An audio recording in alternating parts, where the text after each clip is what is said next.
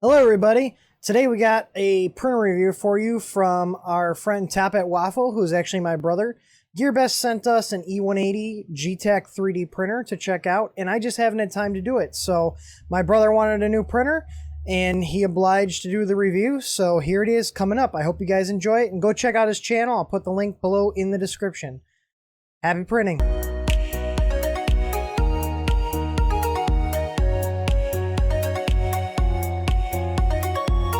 Hello everyone, you may notice this is once again not a hammer tutorial. Today we're looking at the GEEETECH E180. Much like I did about 7 months ago now, I was able to get a printer from my brother through GearBest. 3D printing has now become a hobby. This is a newbie-friendly printer that has a kind of small build volume of 130 by 130, but you can actually print a lot of things on this.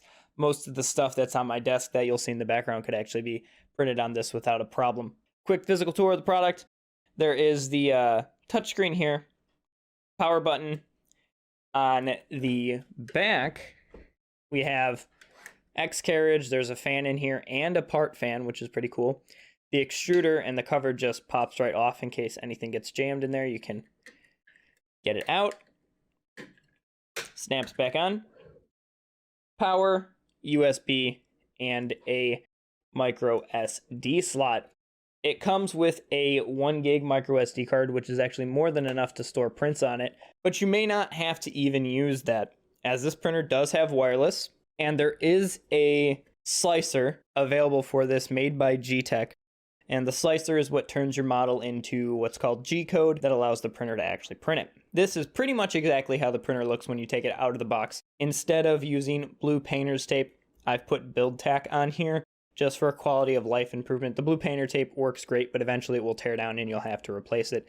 Build tack just lasts longer, and if you order some off of AliExpress, it's super cheap. This entire printer is in the neighborhood of about $240, which actually isn't that bad for a printer that you literally take out of the box, set on your desk, and print. Let's go ahead and plug it in. This is your countdown timer if you're printing something, along with your wireless indicator.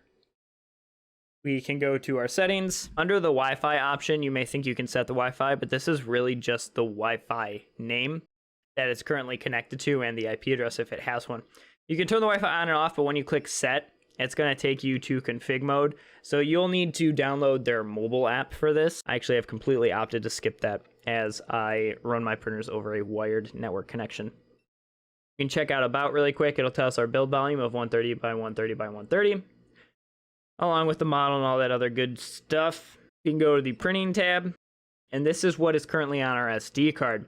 We have a cat print, and 424 is a dog print, of all things. We'll end up printing one of those a little bit later. And under control, we have a few different settings here. This is for the fan if you want to turn it up or off. Like, you may be able to hear a fan right now, but we can just shut that off. And that's the controller fan, but we'll usually just leave that on. When you turn it back on, it turns on to 100 instead of 50%. We'll just turn that back down. And then this is the hot end fan, which will usually get turned on during a print. You can adjust the speed of the printer. By default, it is at 100%. This printer's speed is rated at about 80 millimeters a second to 110 millimeters a second. We're able to move our axes. So that just homed everything. It wants to home everything before you start moving stuff around so you accidentally don't go over bounds. You can see the Z start to come down. Can move the bed back. Camera angle isn't great. Not equipped for this, like I said. But you can see the X carriage move. And we'll just rehome all of that.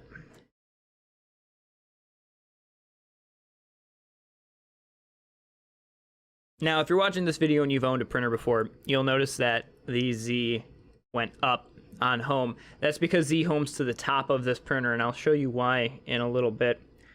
Going back under control, under filament of all things, this is where you can set the temperature of the head, along with extrude and retract once heated. You are able to extrude and retract while the nozzle is off. You typically don't want to do that, but if you're trying to load filament, you can use the extrude feature to kind of help you along with that. And we have assisted bed leveling. So you're going to see the Z come down. And let's just move it to the front. There are these 5 points, and when you tap one of these, it will go to that relative position on the bed. So hitting 4 is going to send it to this front corner. And what it's doing here is it's putting the head to this position on the bed. You can bed level these much like you do any other printer with bed leveling. You're going to start with a standard piece of paper. They give you a Allen wrench, but I have my own screwdriver. And we're going to just go from corner to corner once I get that under the nozzle.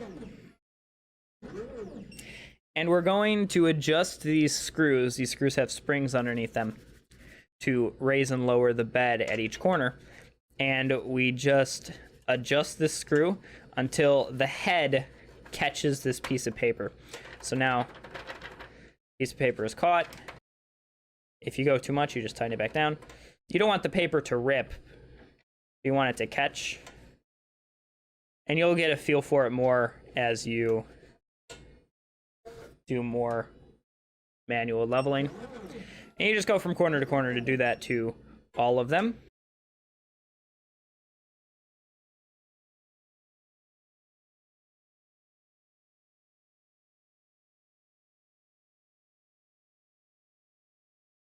Once that is complete, your bed is leveled. Looking back at the screen, you'll see that this says Z130. We can use these 0.05 and 0.5 steps to move the Z height up and down when we're leveling. And if you wait too long on a screen, it times out, but it does not move the head back. So now if I go to leveling again, we have to wait for it to home to the top and then come all the way back down. And sometimes it'll just home to the top and won't come back down, so you have to back out of that menu and go back into it again. That so far has been the only annoyance of this printer. But as I was saying, you can use this 0.05 millimeter step and 0.5 millimeter step to bump this entire Z height up and down. You can see it moving. And then if I hit OK, it's going to set that value, and that's where it will come back to. I'm just going to reset that back to where it was. I'll hit OK, save that, and then we just go back again. Before, as I was saying, it homes to the top. This is because this printer does have power loss resume. And what power loss resume means that if by chance you lose power while you're printing, this will resume the print job. I'll go into back to home, and I'll go to printing this time. And I'm just going to select the 424G code. And it gives me a little check mark here. You may be able to see that. But first, we do need to load our filament if we would actually like to print something. So on the back here, there's this little tube. This is where filament goes in. I'm going to go to the control section and filament. And we'll turn this on. And we'll just set it to 210 degrees is what the manual recommends. So that can heat while we load our filament. This printer does come with this stand. It's horrible. It's absolutely garbage. Works better as a headphone stand. I do not use it. It has fallen over consistently every time I use it. Instead, I have these rollers that I will use on my cheap $8 Amazon filament, which is also something to note, is that this printer prints great with crappy filament. And what we're going to start with doing is we're going to straighten out a little bit of this filament. And the end here is misformed from pulling it out of a printer. So I'm going to take some side cutters. Everyone should have these if they have a 3D printer. And just cut this on an angle. So now we end up with a point here. And this is going to help us get the filament into the PTFE tube and end better. I do this on every printer. Works great. Something that my brother showed me. Put this guy on the rollers. And you just pop that guy into the tube. And this spring here, this little tab, you push that forward, and that will allow you to move the filament into the printer. And then once it's actually loaded past the extruder, you'll see it start to come through the PTFE tube. If you want to be lazy, you can just hit the extrude icon on the printer and it will start pushing it through. That can be obnoxiously slow though. Pushed that through the rest of the way. And then we'll hit extrude again. And then ideally, we should start to get, I'm going to move this head over a little bit so you can see, should start to get some plastic dripping out of here. Since we're heated, there it comes. So that's just coming off of the nozzle there, and it's going to keep extruding until you hit pause. So we'll just pause that. And we'll just grab this stuff, and this is now garbage. You want to make sure that it actually extrudes before you start a print, so that way the nozzle actually has plastic in it. When you're slicing a model, you'll typically either have a prime to prime a little doot of plastic, or you'll have what's called a skirt, where it kind of outlines the print, and that will also get plastic into the head ready for the print. I'll go back to the printing menu. I will select the G code for that file, and I will hit print. We'll let that go for a minute while it prints. I just wanted to show you what a giant benchy looks like on this guy. This was printed with this same filament. This filament is generic as can be, off Amazon Filament. Paid like $8 for the entire roll, and I do a lot of my prototyping work with it. The black on the bottom here is from leftover black filament that was in the printer that I did not clean out. The print is great.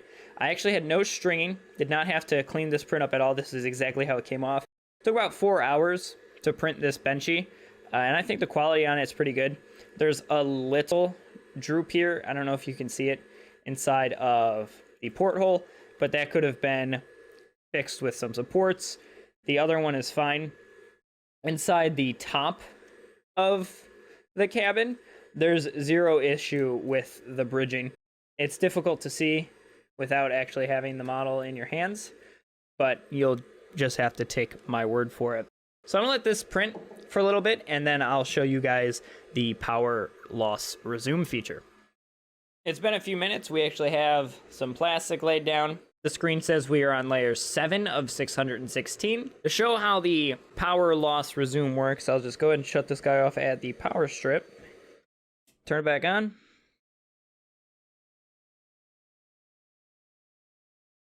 And then we go back to printing. And it says print pause. So if we just hit play, it's going to home back to the top because it has to figure out where it is.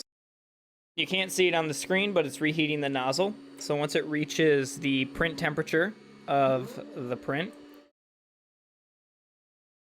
it gets its happy self right back to work. So if you're someone who already has printers and you're looking at this guy for like a part printer or something like that, just to have as like a backup, I'm going to cancel this print, tell it yes. And it's going to rehome. But if you have any other printers you've probably heard of, OctoPrint. And this printer does work with OctoPrint, which is awesome. So I have a Raspberry Pi right here running OctoPi. We take our standard USB cable, connect it up, plug it into the back here. This was one of my concerns when I got this printer. I really wanted to use it with OctoPrint. I liked to use that to monitor all of my prints. Here is the OctoPrint server for this printer. So here's the OctoPrint server for this printer. We click connect. The printer's actually going to restart itself. For some reason, when you connect, it does reset. But once we're connected, everything's here. We can see the 2 G-code files that are on the SD card. And here are the 2 that I uploaded earlier. We have our temperature readout and all of that fun stuff. There's no webcam hooked up to this Pi, so we're not going to get that. But I can control, after you home the axis, you're able to control it just like normal any other printer through OctoPrint. So this is what I use to end up controlling all of my printers. The baud rate is 115200. Click on connection. We can see that right there. And for some reason, you also have to specify the serial port. You cannot leave that on auto, but it does work and it works very well. This benchy print was printed using OctoPrint at about 80 millimeters a second. Came out very well. There's no problems with overhangs in the cabin or anything like that. But this printer is actually really great. in the neighborhood of about $240 if you have the extra money to spend on this guy. I think it's a great printer to have. I'll end up using it to print parts for my other printers a lot, or just small little doodads. It doesn't have a heated bed, but with the Build Tack or Blue Painter's tape, you really don't have to worry about that.